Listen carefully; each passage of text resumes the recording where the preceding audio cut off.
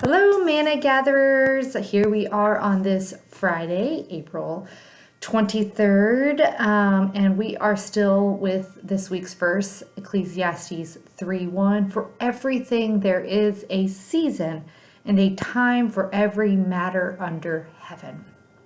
It occurred to me after I recorded Wednesday's Manna that to pay attention to opportune times that God nudges us toward, which means ultimately admitting that controlling the perfect time to do this or that is ultimately out of our control, out of our hands.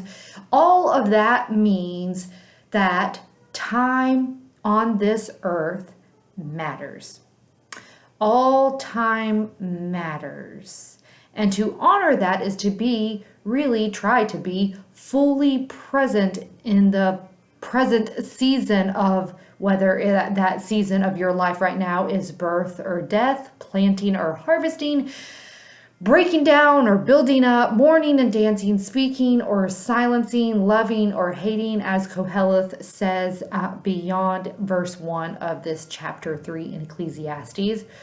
All time matters because, time shapes us. The times, the seasons, the moments, the years we go through, they shape us, making us who we are, making us the people who we have become and are becoming in our adult years.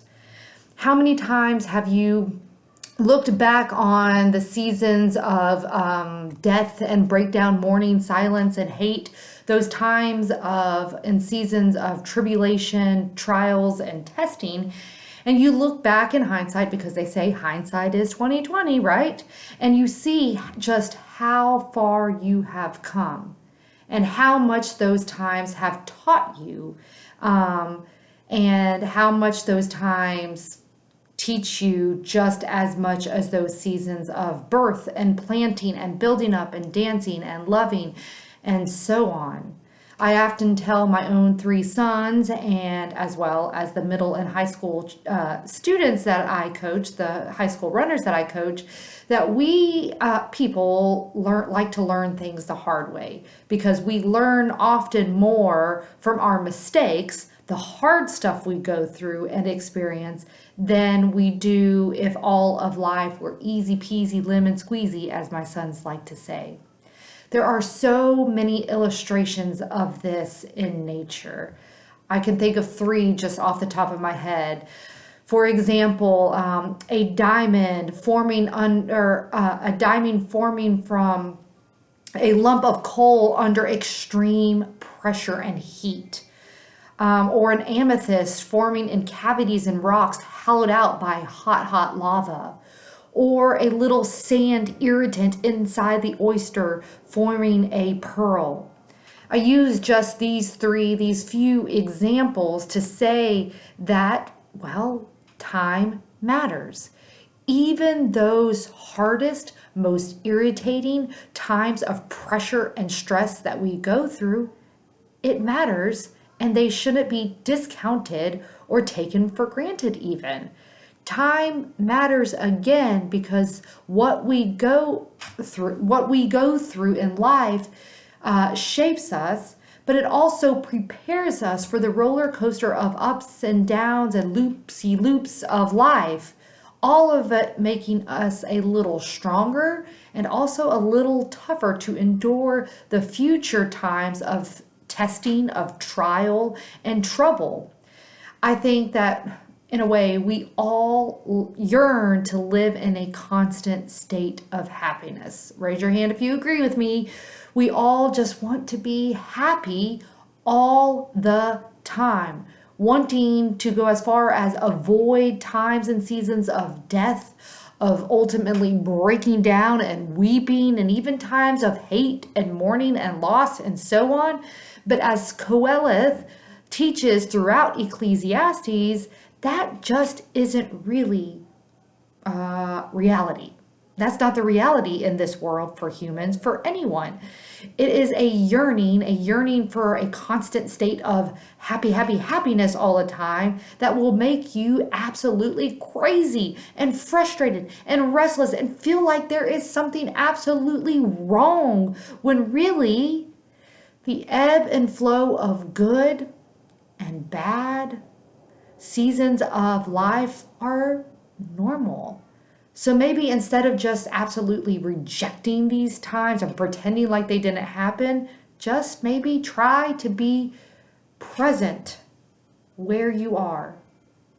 Because also the good, the bad, the ugly times that we do go through that, yes, shape us and prepare us, all of it also helps us to connect with one another, with our fellow human beings, using our experience to comfort one another, to help one another hang on to hope, to cheer one another up, and also to be that silent listening ear of understanding and compassion.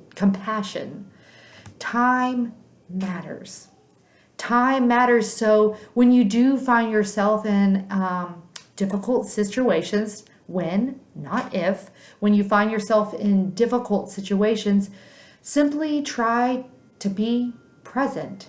To become what a counselor once encouraged me to do, become a curious observer of where you are in that moment or season of life. Paying attention to things like, what is this going to teach me? Or who and where are the blessings right now in this difficult time?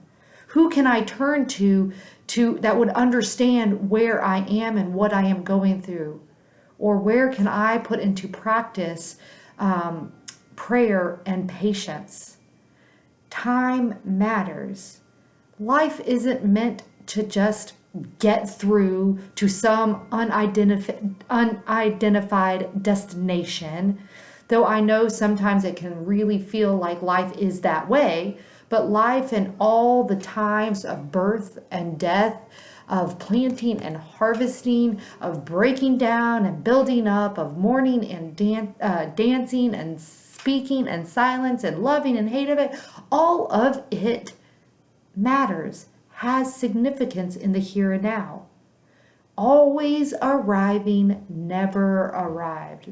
That same counselor who said become a curious observer also gave me this expression. Always arriving, never arrived.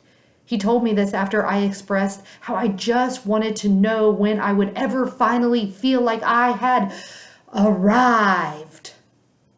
Life isn't about finally landing at a destination as much as it is enjoying or stringing together moments, times, and seasons, and learning and growing and becoming through it all. Time matters. Pay attention and be present. I will see you next week, Manna Gatherers.